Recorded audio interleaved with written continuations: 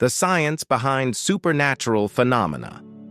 Ghosts, whispers from beyond or tricks of the mind, expansion with anecdotes that chill and explain. Remember that Victorian house in Amityville, New York, where the Lutz family fled in terror after 28 days of horror? Doors slamming on their own, green mucus dripping down the walls, swarms of flies in the freezing winter. All of this in 1975, inspiring a film that still makes us jump off the couch.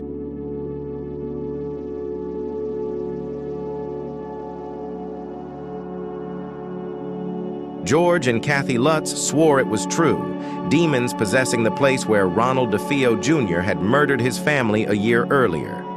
But wait. Before you light the protective candles, let's look at the anecdote science tells.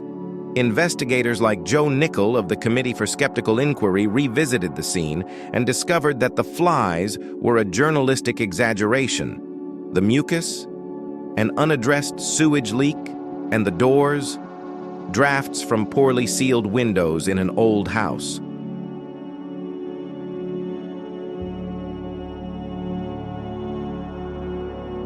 The climax of the story came in 1979, when the Lutzes sued the tabloid that leaked the hoax. They admitted to embellishing details to sell film rights, but the fear? That was real, fueled by suggestion. Studies show that places labeled haunted double reports of presences. An experiment at the University of Hertfordshire exposed volunteers to a ghost house, and 60% felt chills, even without stimulation. It's the power of expectation, transforming creaks into ethereal roars. Imagine yourself, reader, entering a dark mansion with this story in mind. Your brain, eager for patterns, creates them. This Amityville anecdote is not isolated. It echoes in Glamis Castle, Scotland, where Lady Janet Douglas, burned for witchcraft in 1537, still appears as a gray figure in the towers.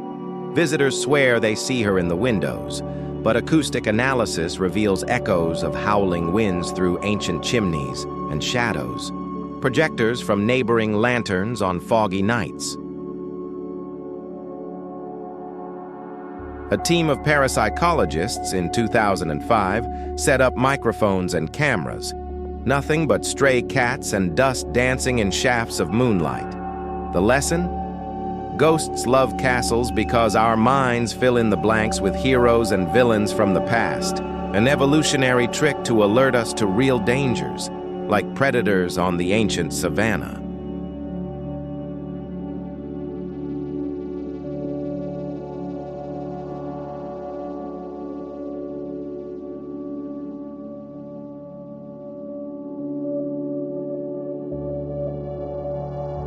But what about that elderly woman in a secluded Appalachian cabin who woke every night to a bearded man whispering secrets at the foot of her bed?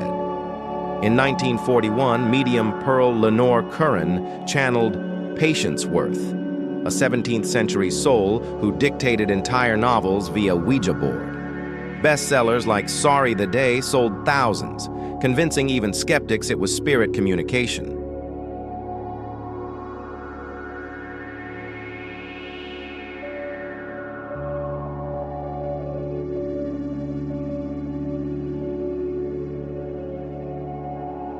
The anecdote gained further traction when psychologists at Columbia University tested Curran. Under hypnosis, she reproduced archaic linguistic styles on her own, revealing cryptomnesia, subconscious memories of books read in her youth, remixed into vivid narratives. It wasn't possession, it was the subconscious churning, like a cerebral DJ mixing forgotten tracks.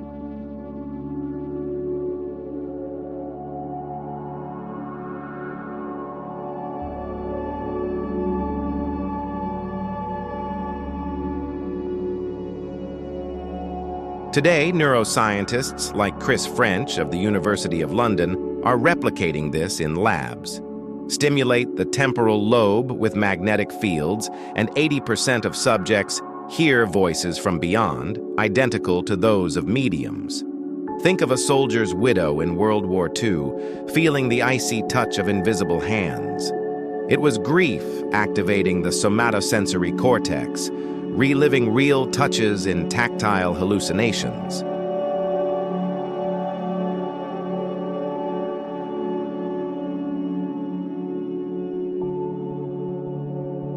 These stories don't diminish the terror, they humanize it, showing that our brain, this network of 86 billion neurons, is the real ghost, deluding us to survive, weaving webs of meaning in a chaotic world. Now, delve deeper into this fog with another gem, the Iron Man case in an abandoned Pittsburgh factory in 1985. Night workers saw a metallic silhouette creaking through the corridors, red eyes flashing like embers.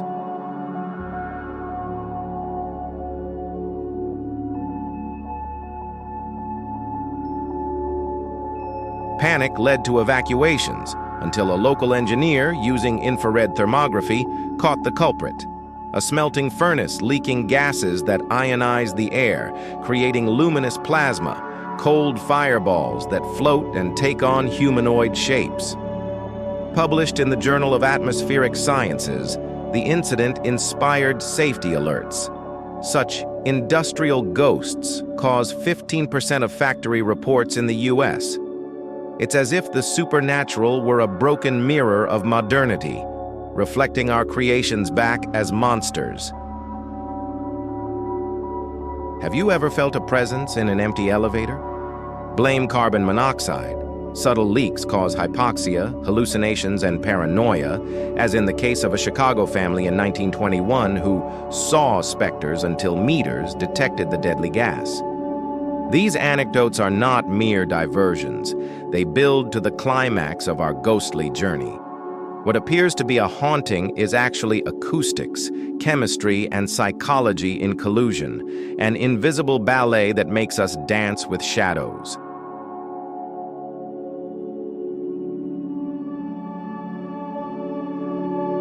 But hold your breath, because from the grave to the sky, the next enigma elevates the terror to cosmic proportions. UFOs, stellar visitors, or celestial deceptions. Deep dig with stories that defy heaven. Rewind to 1969, in Sleepy Leary, Georgia.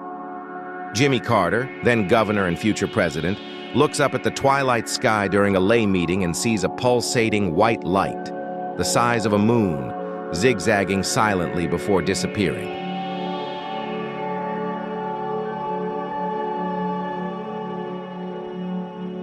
It was the strangest object I ever saw, he swore in a report to the Air Force, fueling theories that even the man in the White House had encountered aliens. The anecdote went viral, but here comes the scientific twist that dismantles the record. Venus, the planet of love, at its maximum elongation, shining at 4.6 magnitude and dancing due to atmospheric refraction, a phenomenon called flicker that makes fixed points appear erratic.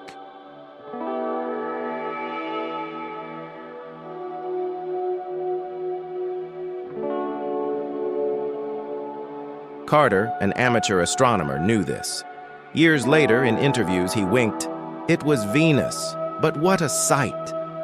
Debunkers like Philip Klass, in his book UFOs Explained, mapped the exact position. The planet was at an altitude of 40 degrees, perfect for illusions. This story isn't rare. It accounts for 42% of sightings per Project Blue Book being planetary hoaxes.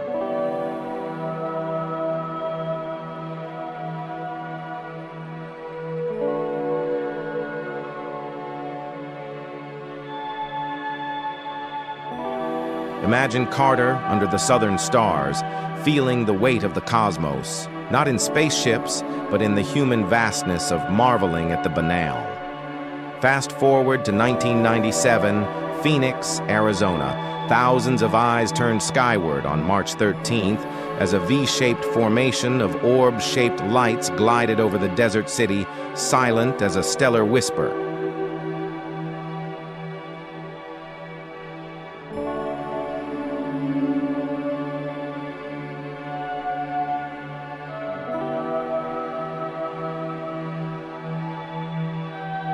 Dubbed the Phoenix Lights, the sight brought families together in backyards, cameras shaking. Even Governor Fife Symington witnessed it, declaring something real was happening.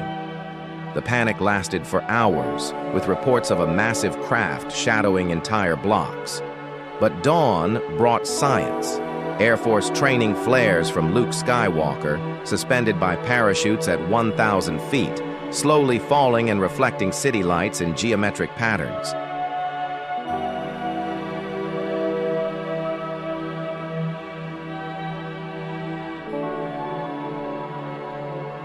NASA ballistic analysis, using 3D simulations, showed that terrestrial perspective created the illusory V, like stars aligned in false constellations.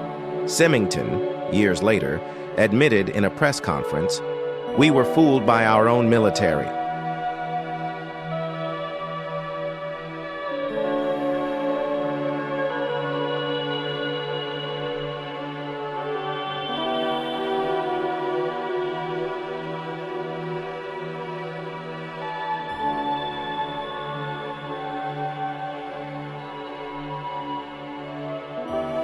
This anecdote, documented in Lynn Kitay's The Phoenix Lights, highlights the crux of ufology. 95% of cases are human or natural, but the remaining 5%, experimental drones or V-shaped birds with fishing lights, as in a 2011 case at Chicago's O'Hare Airport, where a saucer hovering for minutes was a hole in cumulonimbus clouds, sunlight leaking through like an alien searchlight.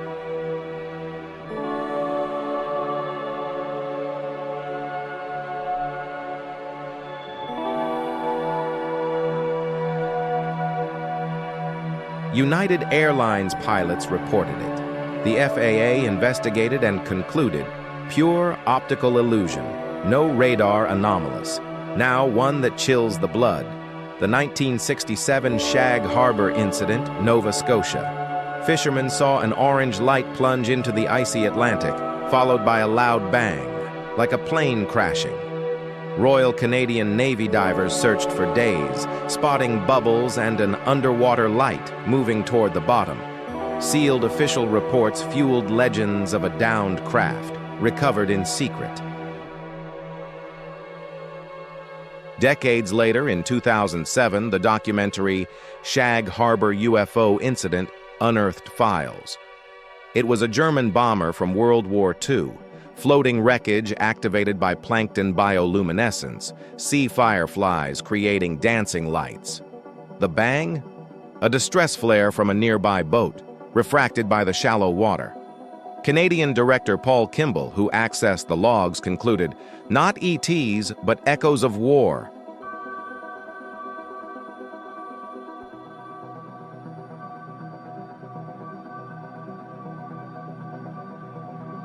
This story, with its literal plunge into the unknown, takes us to the heart of UFOs, not invaders, but relics of our turbulent era, projected into night skies through fallible human lenses. And what about the Anchorage case of 1986? A Japanese freighter spotted lights chasing its plane over Alaska. Radar confirmed the objects at 300 knots.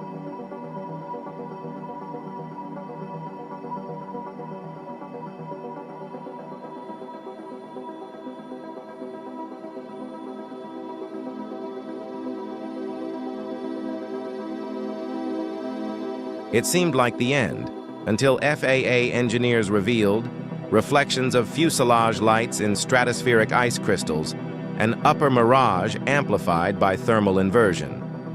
The pilot, John Callahan, took tapes to the Pentagon, but simulations proved it, an aerial illusion, not an abduction.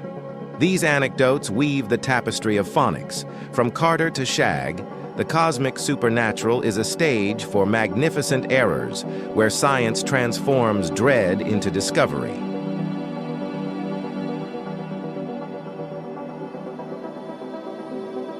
But what if the sky isn't enough, and minds connect in silent whispers? Telepathy calls to us, with stories that unite souls, or neurons. Telepathy, linked minds, or collective illusion, a touch of jokes that connect hearts. It was a rainy night in 1971 when nurse Dinah Shore, in a New York hospital, felt a sudden chill. Her twin sister, miles away, had just been in a car accident.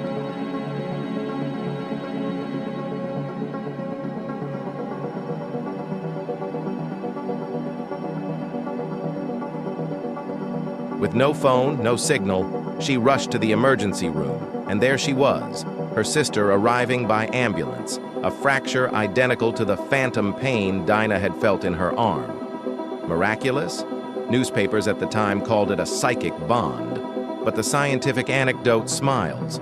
Monozygotic twins like them share not only DNA, but also epigenetic patterns that synchronize responses to stress.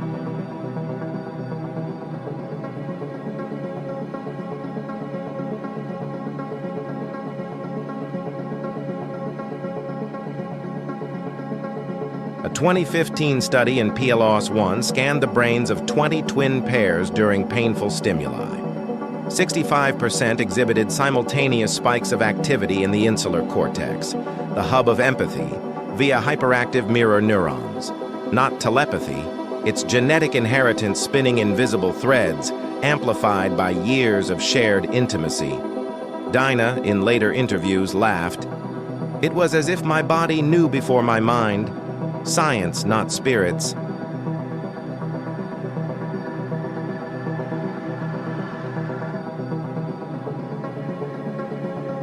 Jump to the Stargate experiments, a secret CIA program in the 1980s. Psychic Pat Price described a Soviet base in Semipalatinsk, missile silos, exact coordinates, without leaving a room in Fort Meade. Impressive successes until declassified files in 1995 revealed the trick. Intelligence leaks through diplomatic channels, mixed with clever divination. Price, a former police officer, used remote viewing as criminal profiling, reading micro-expressions in prior briefings.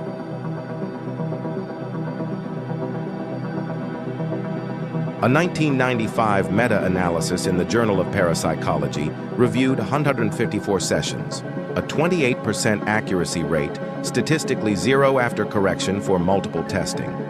The climax came with Ingo Swann, the program's mentor, who saw Jupiter before the Pioneer probe. Dust rings? He was right, but based on amateur astrophysics readings, not ESP.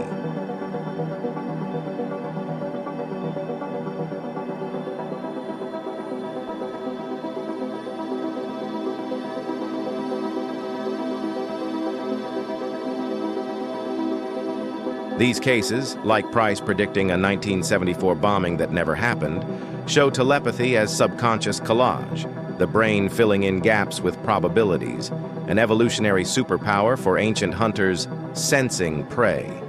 And what about that mother in London, 1892, who dreamed of her son drowning and saved him on the banks of the Thames?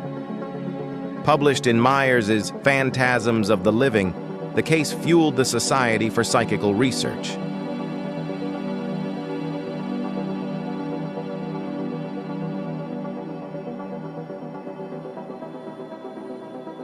But modern anecdotes clarify. The brain processes subconscious smells, dampness, seaweed in 200 milliseconds, creating premonitions. A 2020 study in Neuron used EEG on mothers. 72% anticipated simulated dangers via subliminal smell, not prophecy.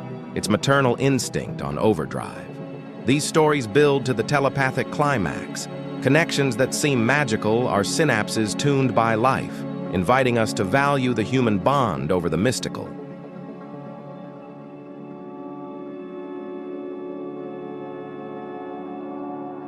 Telepathy, linked minds or collective delusion, expanding with more anecdotes that challenge the imagination.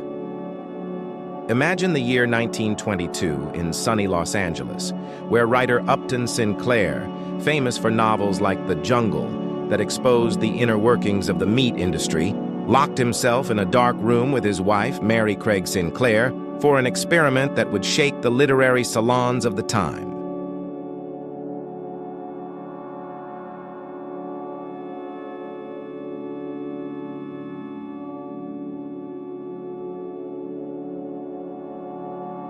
Mary, blindfolded and hands tied to eliminate any trickery, began doodling random drawings: a horse galloping through a field, a medieval tower in sunlight, a human figure dancing in flames. Miles away, in a secluded studio, Upton attempted to transmit these images mentally, concentrating like a psychic beacon.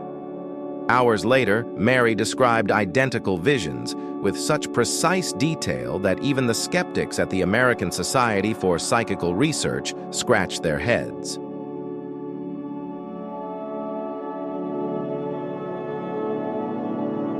The resulting book, Mental Radio, became a bestseller, endorsed by Albert Einstein, who wrote the foreword praising the possibility of communication beyond the senses. Sinclair swore, "It was as if our minds were radios tuned to the same frequency, exchanging packets of mental light."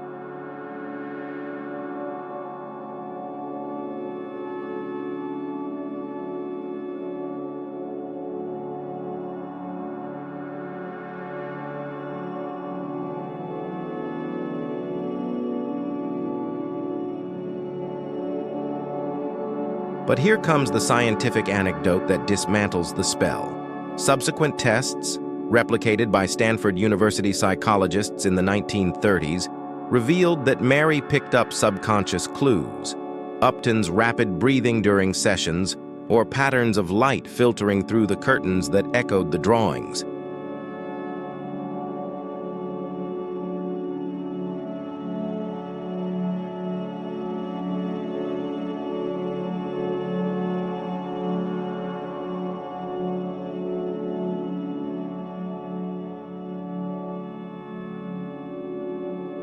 A 1994 meta-analytic study in the Psychological Bulletin, reviewing 240 similar experiments, found that above-chance successes evaporated with rigorous double-blind controls, attributing the success to selection bias.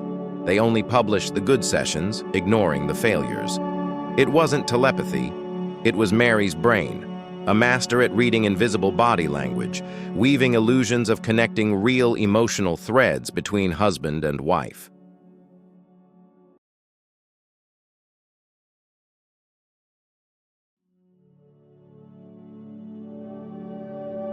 Think about it. In a pre-digital world where letters took days, this connection saved marriages, proving that amplified empathy is the true telepathic superpower.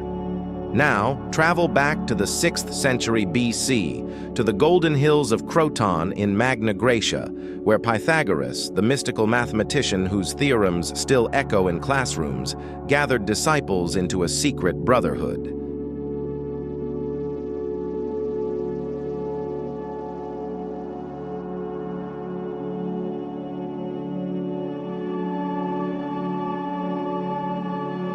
Legend has it that during a crisis, Pythagoras saw in a vision a disciple dying in Metapontum, 200 miles away, drowned in a river after a heated debate. Without horses or messengers, he proclaimed the name and exact destination, and days later the body arrived, confirming the prophecy. His astonished followers called it a daimonion, an inner spirit that whispered cosmic secrets. Aristotle, in his writings, alluded to this as proof of immortal souls communicating through the ether.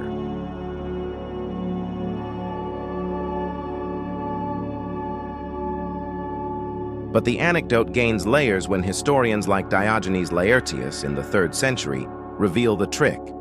Pythagoras maintained a network of loyal informants, former students scattered throughout Greek cities, who sent trained ravens with messages encoded on tiny parchments, precursors to carrier pigeons.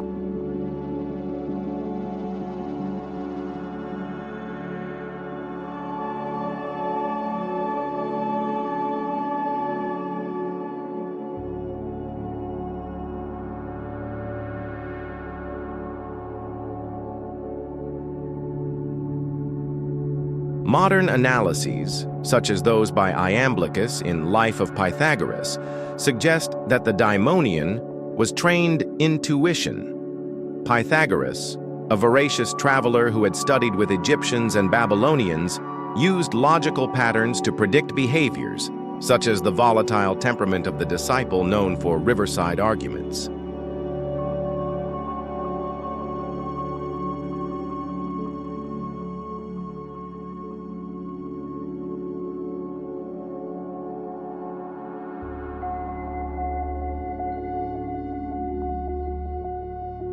Contemporary neuroscience explains the rest.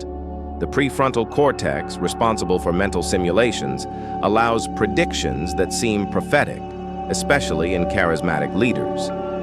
A 2012 experiment at the University of Cambridge used EEGs on trained visionaries, showing spikes of activity identical to those Pythagoras described. Not mysticism, but neural hyperconnection forged by meditation and logic.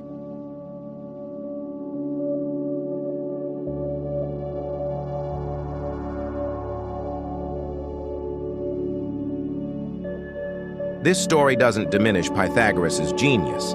It elevates it, showing that ancient telepathy was human cunning disguised as God. And what about the case of Wolf Messing, Stalin's magician, in the freezing Moscow of the 1930s? Born in 1899 in Jewish Poland, Messing fled pogroms and survived by training as a mentalist in Berlin circuses.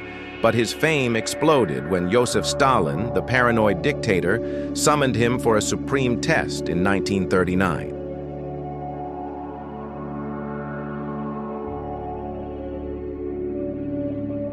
Go to the bank and withdraw 100,000 rubles without a penny in your pocket, Stalin ordered by telephone from his secluded dacha.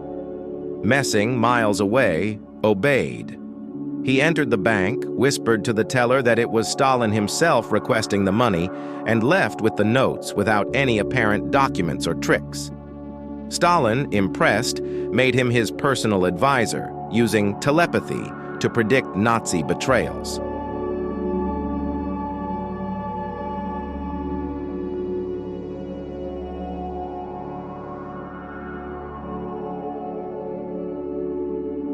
Years earlier, in 1927, Sigmund Freud and Albert Einstein tested it in Vienna.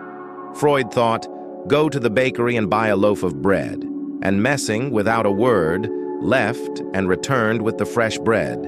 Einstein, laughing, called it a living quantum phenomenon. But the anecdote was debunked by KGB files declassified in 1991. Messing was a master of hypnotic suggestion, reading facial micro-expressions, pupil dilation for excitement, rapid blinking for lies. On the stand, he imitated Stalin's hoarse voice, captured on public recordings, and used cold reading. "I know you're waiting for a special order." Forensic psychology studies, such as those by Paul Ekman in the 1970s, confirm that experts like Messing detect lies 80% of the time through nonverbal cues, creating illusions of mind reading. The climax came in 1941 when Messing predicted the German invasion, not vision, but analysis of newspaper border troops.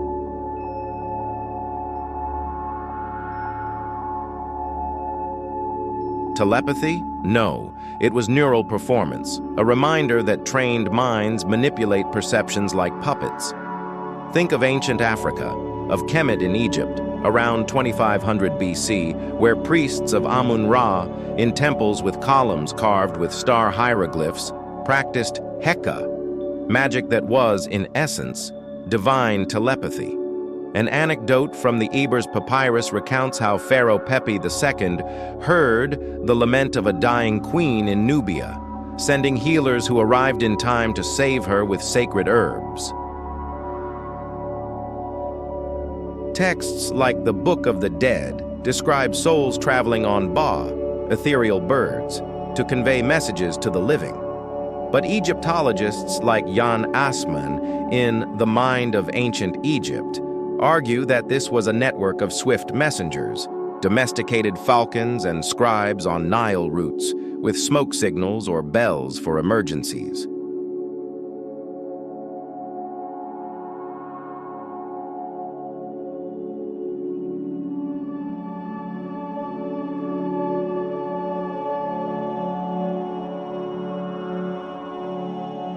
Divine telepathy? Ritual suggestion. Hallucinogenic incense sticks like acacia released natural DMT, inducing collective visions in rituals, according to a 2018 chemical analysis in the Journal of Archaeological Science. It wasn't gods whispering, it was brain chemistry uniting communities in shared delusions.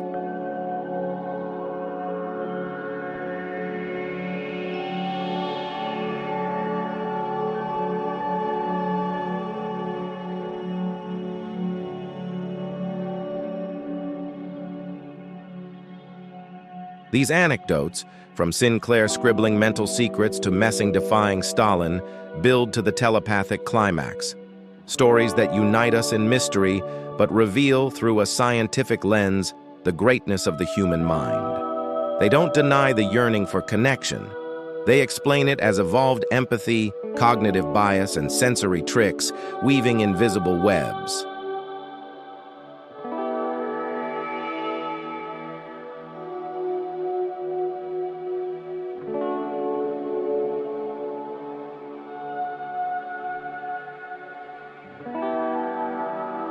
And you, reader, have you ever felt a whisper from someone far away?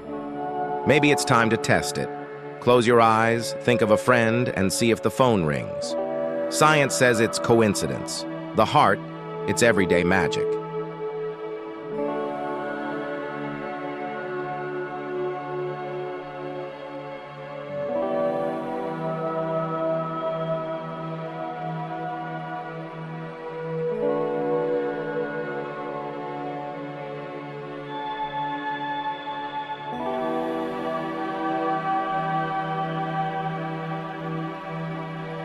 Precognition, glimpses of the future or echoes of the subconscious, expanded with more anecdotes about Jung's prophetic dreams. Carl Jung's dreams, those ethereal labyrinths where the unconscious not only whispers but screams prophecies that echo through time, defying the linearity we call reality.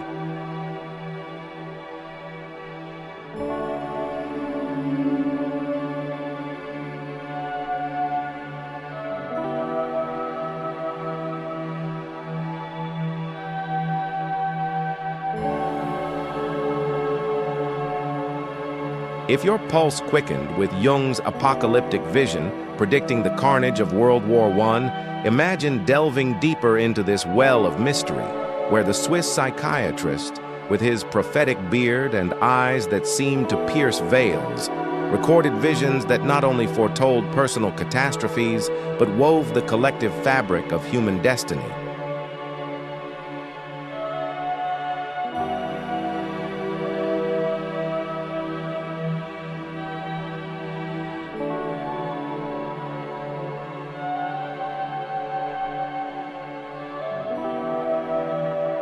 Jung, in his memoirs Dreams Reflections, saw these dreams not as mystical tricks, but as messages from the collective unconscious, a psychic ocean where ancient archetypes swim, catching ripples of the future before consciousness perceives them. Modern science, with its relentless neuroscience, partly agrees. These flashes are hyper-fast simulations of the brain, processing subconscious probabilities based on fragmented sensory data, but amplified by stress or global empathy.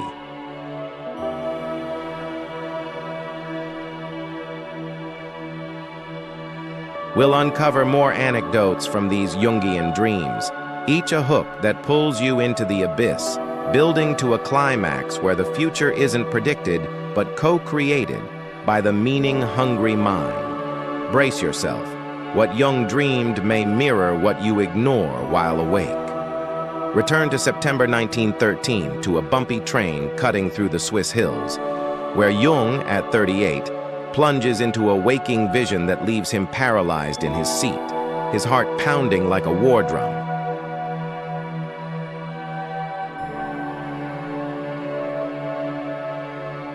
He sees Europe, his beloved Europe of serene lakes and Gothic cathedrals, submerged in a monstrous deluge. 50-meter yellow waves devour plains from the North Sea to the Alps, sweeping away the ruins of civilizations, bloated bodies floating like debris in a cosmic sewer, while Swiss mountains rise like untouched sentinels. "Look closely," thunders an inner voice. "It is completely real and will be so. You cannot doubt it."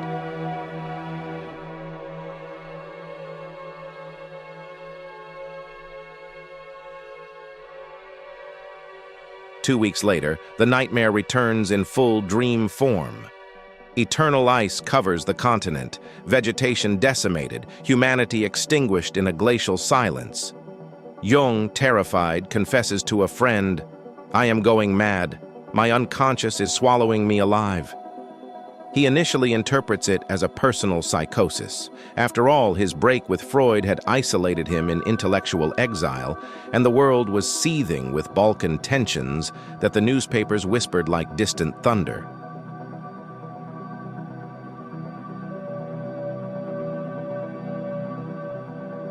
But the spring of 1914 brings 3 more identical dreams, each more vivid, with the ice cracking under invisible boots. Then, on July 28th, Archduke Franz Ferdinand is assassinated in Sarajevo, and the continent bursts into flames. The First World War, with its 16 million dead and muddy trenches that Jung had foreseen as rivers of frozen blood.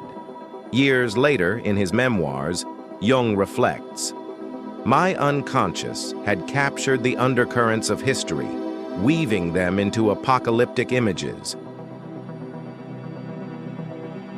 Science explains, in times of global tension, the brain activates default network mode, simulating catastrophic scenarios based on subliminal news. Jung, a newspaper devourer, absorbed tattered diplomacy and remixed it in REM sleep. A 2020 study in Frontiers in Psychology shows that 82% of collective premonitions arise this way, like a neural GPS predicting social collisions.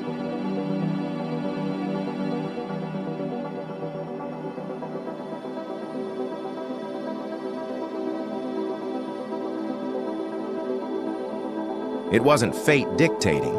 It was Jung's genius reading the heavy air of the times, transforming anxiety into prophetic art. But Jung's dreams weren't limited to continental cataclysms. They eavesdropped on intimate deaths, like ghosts whispering names in the dark. Imagine a dawn in 1940, Jung waking at 3 in the morning in his house in Küsnacht, the humid air of Lake Zurich seeping through the curtains, his body covered in sweat after a dream that leaves him breathless.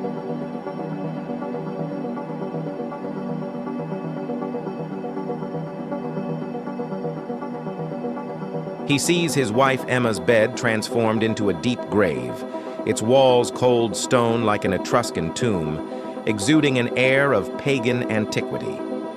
A deep sigh echoes, the last breath of a soul letting go, and a figure that is Emma, but not her, rises from the darkness. Clad in a white robe studded with arcane black symbols, it floats upward like an ascending goddess. Jung instinctively shakes Emma awake. "It's 3 o'clock. Write that down."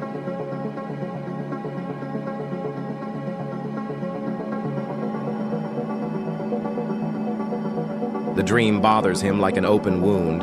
He feels the aura of death not as terror, but as an inevitable ritual. At 7 in the morning, the phone rings.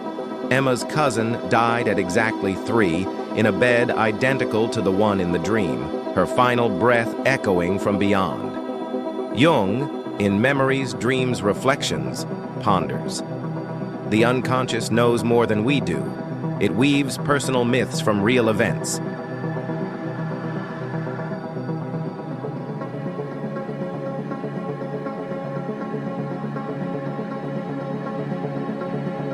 Months earlier, another dream haunts him at an idyllic garden party. He talks with his deceased sister and a living friend from Basel, a patient of his, laughing in the sunlight filtered through leaves. But something marks her, a subtle shadow, like a tattoo of mortality. Waking, Jung searches through memories, but her face escapes, an elusive mist. Weeks later, news of a fatal accident. The woman, falling down a staircase at home, instantly recognized as the dreamed figure.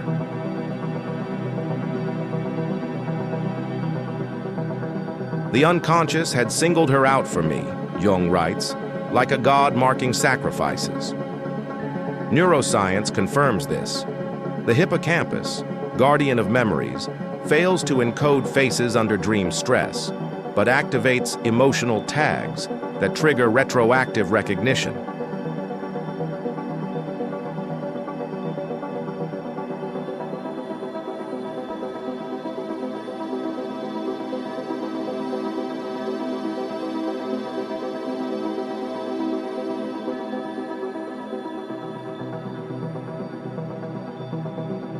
A 2016 study in psychological science reveals that 65% of death premonitions are like this. The brain tags subconscious risks, a subtle cough at the doctor's office, a fragile tone in the voice, and projects them into dreams, only connecting the dots after the fact. Jung wasn't a medium. He was a decipherer of vital signs, where the unconscious acted as a sentinel, warning against the inevitable with the poetry of a Greek myth.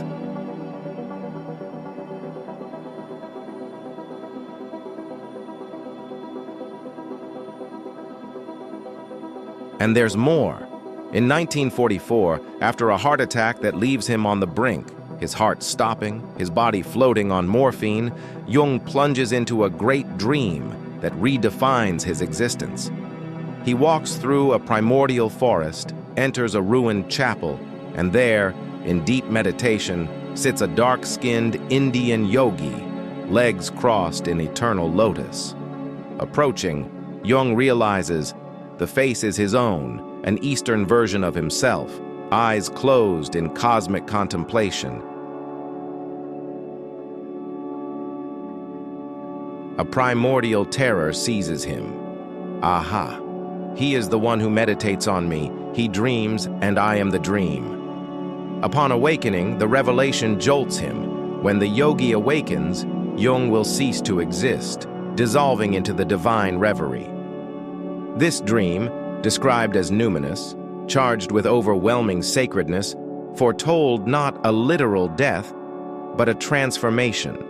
Jung emerges with an expanded vision of the self, where the ego is a mere projection of the universal unconscious. Years earlier, he interprets a dream of a fellow amateur climber. The man euphorically climbs to the peak, where he steps into the void and plummets into the abyss. Jung, sensing the unconscious's warning, implores, "Extreme caution in climbing, or avoid it."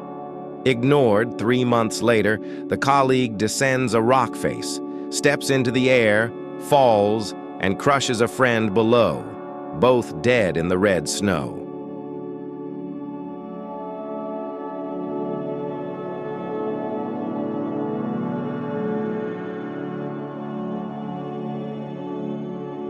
Jung saw the unconscious as a dark prophet.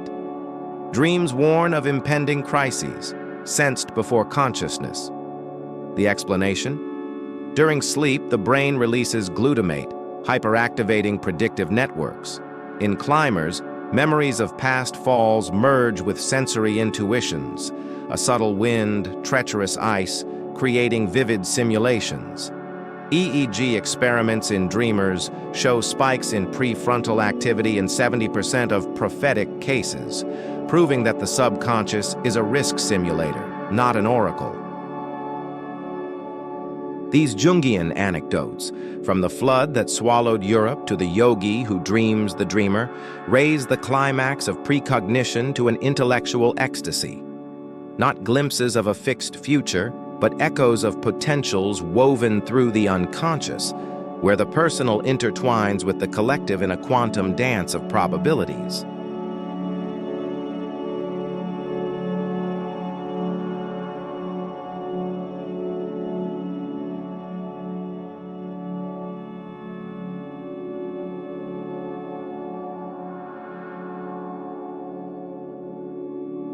Jung teaches us to respect these dreams with reverent skepticism. They only occur post-event, he warned, echoing meta-analyses that show their real rarity but illusory ubiquity through hindsight bias. Imagine waking from such a dream, a river of blood or a familiar grave. Instead of dread, feel the call to action. Write it down, reflect, live it more intensely.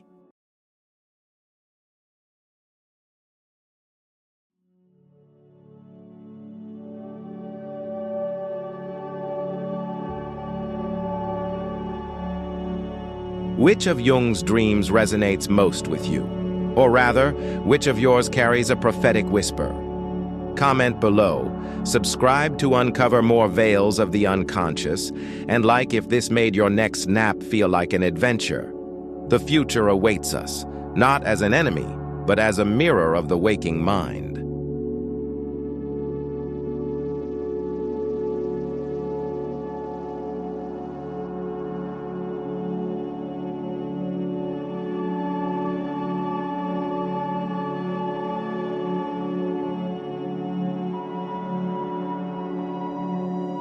Precognition, glimpses of the future or echoes of the subconscious, expanded with anecdotes about Freud's enigmatic dreams.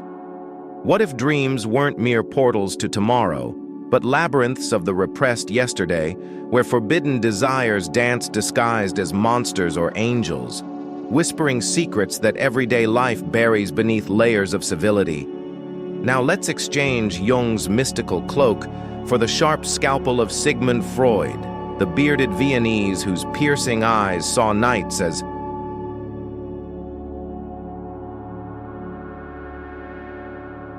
Freudian stages, settings where the ego, that rigid censor, lets its guard down and lets the id, the primal beast, play out its crudest fantasies. Freud, in his 1900 magnum opus, The Interpretation of Dreams, treated dreams not as stellar prophecies, but as the royal road to the unconscious, a veritable shortcut to repressed desires that, if unexpressed, ferment into neuroses.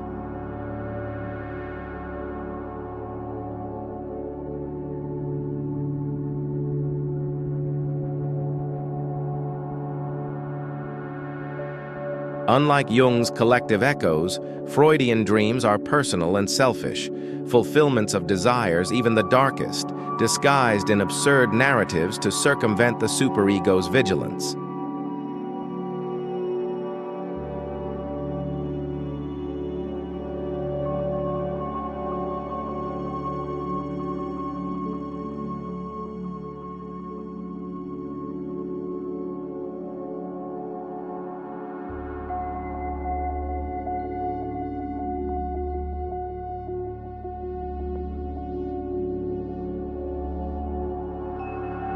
But what if these disguises, replete with phallic and maternal symbols, explain the supernatural phenomena of dreams? Visions that seem to predict the future but actually stir the past to heal the present. We will unravel anecdotes from Freud's own dreams, each a hook that drags you to the psychoanalytic couch, building to a climax where the supernatural reveals itself not as beyond, but as below. The dark cellar of the human psyche.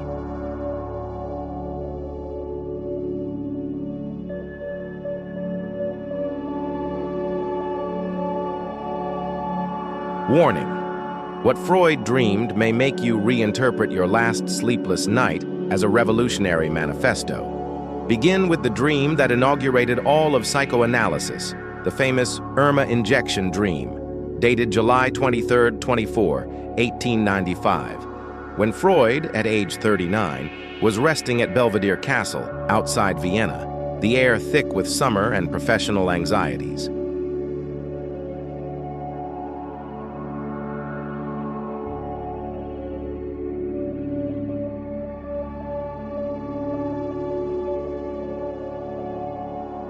In the dream, he examines the mouth of his patient Irma, a fictional young aristocrat modeled on a real one, Emma Eckstein, revealing a purulent infection at the site of a poorly administered injection. "It's like a white abscess with pus," he diagnoses, while a gathering of fellow doctors, Otto, Leopold, Dr. M, even the ENT who had mentioned syphilis, gathers, pointing out flaws. "You examined her superficially," accuses one. "The injection was dirty," says another.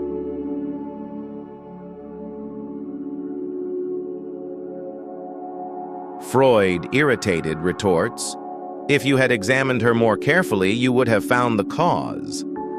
The dream culminates in an invasive gynecological examination, revealing a displaced kidney and a foul odor, and he awakens relieved but obsessed.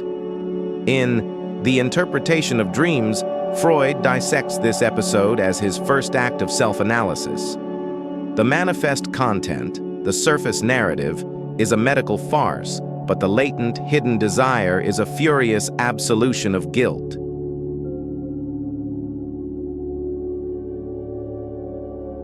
Months earlier, Freud had recommended cocaine to Emma, who had nearly died of a nosebleed caused by a surgical error by Wilhelm Fliess, his friend and collaborator. The dream then fulfills the wish to shift the blame to Otto, the rival who had used propylene, to Fliess, the kidney symbolizing the nose, and even to the patient, her inability to report symptoms.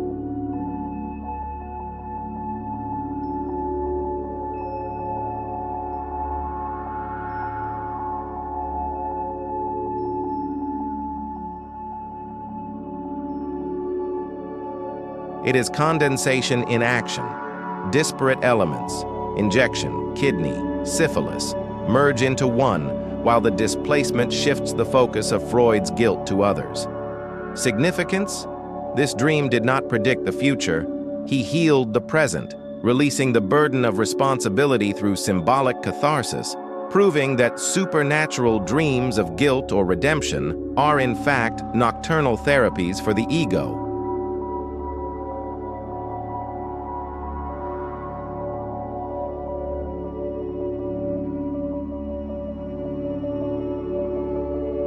Imagine Freud lying in the marital bed, his mind buzzing with Emma's failure.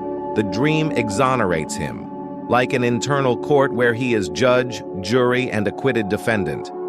Modern neuroscience echoes this. fMRI studies show that during REM sleep, the brain processes unresolved emotions, activating the amygdala to rehearse resolutions, transforming anxiety into fictional relief.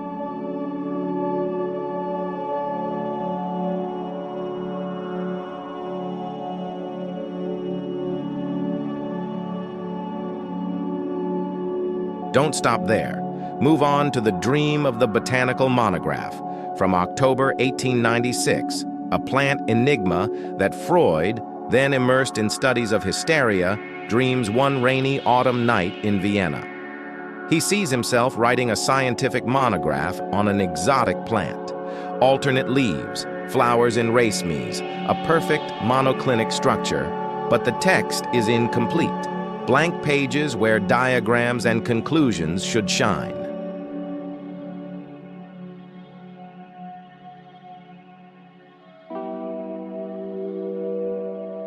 I must finish it, he thinks in the dream, leafing through it feverishly, only to wake frustrated, the smell of damp earth still in the air. In his book, Freud interprets it as a vehement defense against the abandonment of pure neurology by the emerging psychoanalysis. The monograph symbolizes his unfinished treatise on aphasia, which he had set aside to explore the unconscious, influenced by Charcot and Breuer.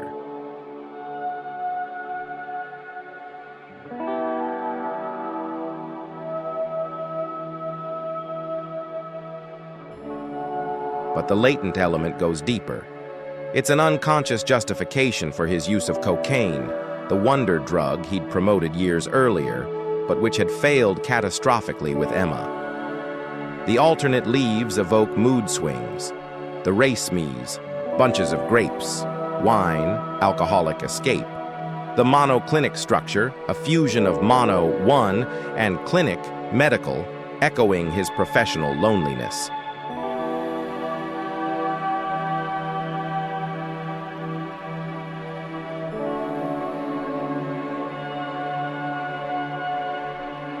Condensation again.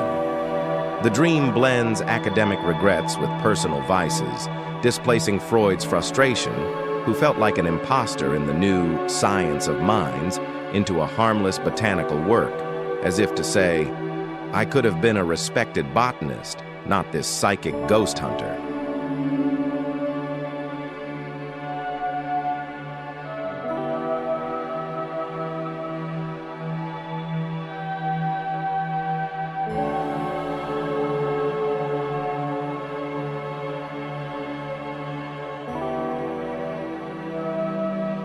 Significance? Here, the supernatural of Freudian dreams reveals itself as creative self-deception. The repressed desire for excellence manifests itself in dream-like imperfection, a reminder that our premonitions of failure are echoes of stifled ambitions.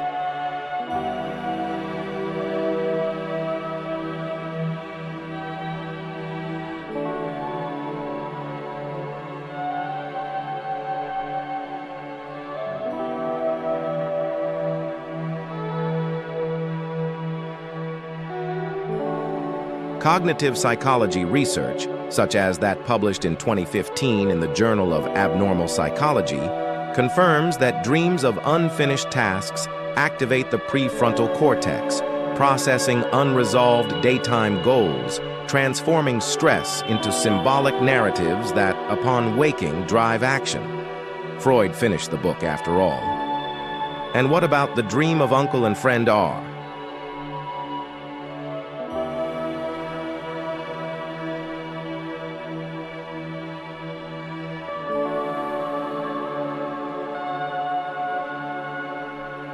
At a short but sharp interlude from 1897, when Freud, smoking his nightly cigar in his darkened office, dreams of a grotesque fusion. His wealthy uncle, with his unkempt beard and squinty eyes, merges with his friend R, a bankrupt antiques collector, into a single figure who pleads, "Help me, it's me, poor R."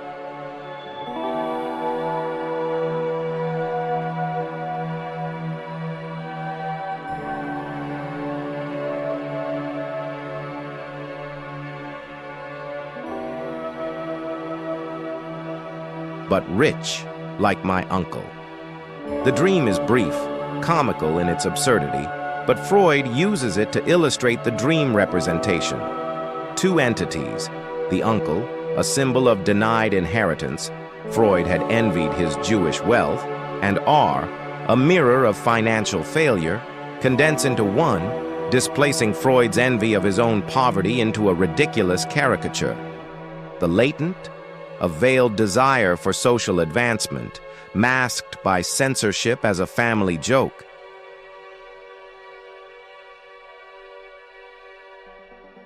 Significance? This banal dream unmasks the Freudian mechanism of the everyday supernatural. What appears to be a bizarre vision is psychic syntax, where the unconscious encodes envy in impossible fusions, avoiding direct pain. As in The Dream of the Burning Child, where a father mourns his dead son and hears, "Father, can't you see that I'm burning?" Freud sees not prophecy, but the realization of paternal guilt, the fire symbolizing remorse for neglect.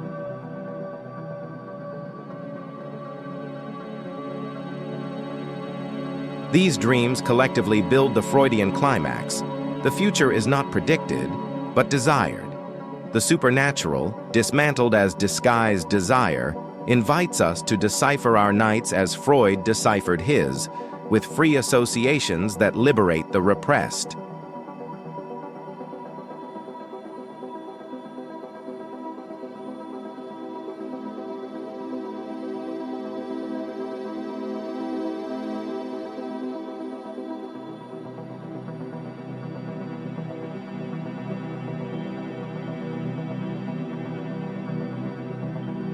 These Freudian anecdotes, from the festering injection to the withered monograph, elevate our precognitive journey to a Viennese couch.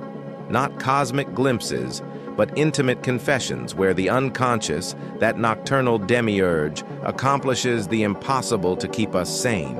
Freud warns us, Dreams are wish fulfillments, but in layers, what seems to foretell disaster is often healing old wounds, an evolutionary balm against the daytime chaos.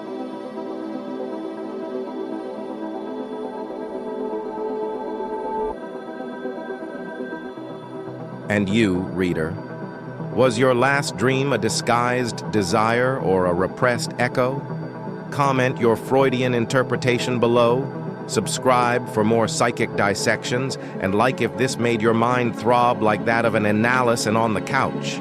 The unconscious calls us. Respond before it dreams for you.